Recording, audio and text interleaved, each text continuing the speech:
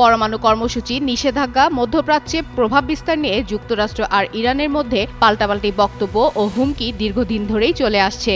এরই মধ্যে সাম্প্রতিক সময়ে ইরানে চলমান বিক্ষোভকে কেন্দ্র করে এই উত্তেজনা যেন নতুন করে আবার মাথাচাড়া দিয়ে উঠতে শুরু করেছে।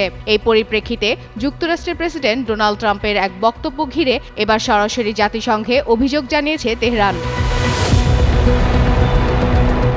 ইরানের সম্প্রতি অর্থনৈতিক সংকট তীব্র আকার ধারণ করেছে।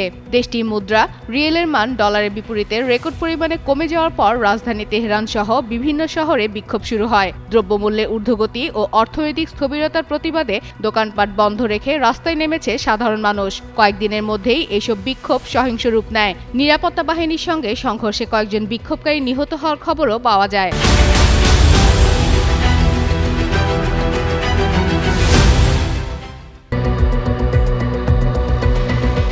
এই পরিস্থিতিতে ট্রাম্প নিজের সামাজিক যোগাযোগ মাধ্যম ট্রুথ সোশ্যালে একটি মন্তব্য করেন। সেখানে তিনি বলেন, ইরান যদি শান্তিপূর্ণ বিক্ষোভকারীদের ওপর গুলি চালায় বা সহিংসভাবে হত্যা করে তাহলে যুক্তরাষ্ট্র তাদের উদ্ধারে প্রস্তুত থাকবে। আর ট্রাম্পের এই বক্তব্যে চটেছে ইরান, পাশাপাশি একে সরাসরি হুমকি হিসেবে আখ্যা দিয়েছে।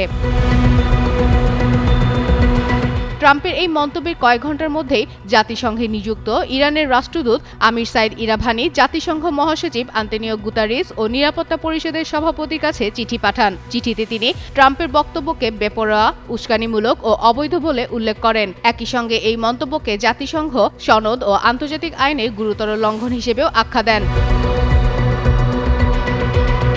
সেই সাথে তেহরান বলছে, কোনো দেশের অভ্যন্তরীণ অস্থিরতাকে অজুহাত বানিয়ে বাহ্যিক চাপ বা সামরিক হস্তক্ষেপের চেষ্টা করা হলে তা দেশের সার্বভৌমত্ব ও ভৌগোলিক অখণ্ডতা সরাসরি লঙ্ঘন। চিঠিতে আরও জানানো হয়, ইরান তার সার্বভৌমত্ব রক্ষায় অধিকার প্রয়োগ করবে এবং যে কোনো আগ্রাসনের জবাব দৃঢ় ও আনুপাতিকভাবে দেওয়া হবে। পাশাপাশি সতর্ক করে বলা হয়, যুক্তরাষ্ট্রের হুমকি থেকে যদি উত্তেজনা বাড়ে তার সম্পূর্ণ দায় ওয়াশিংটনেরই।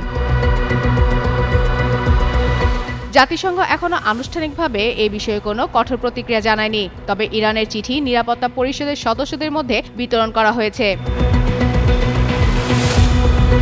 ফাতেমা ফাতেহ জান, যুগান্তর নিউজ।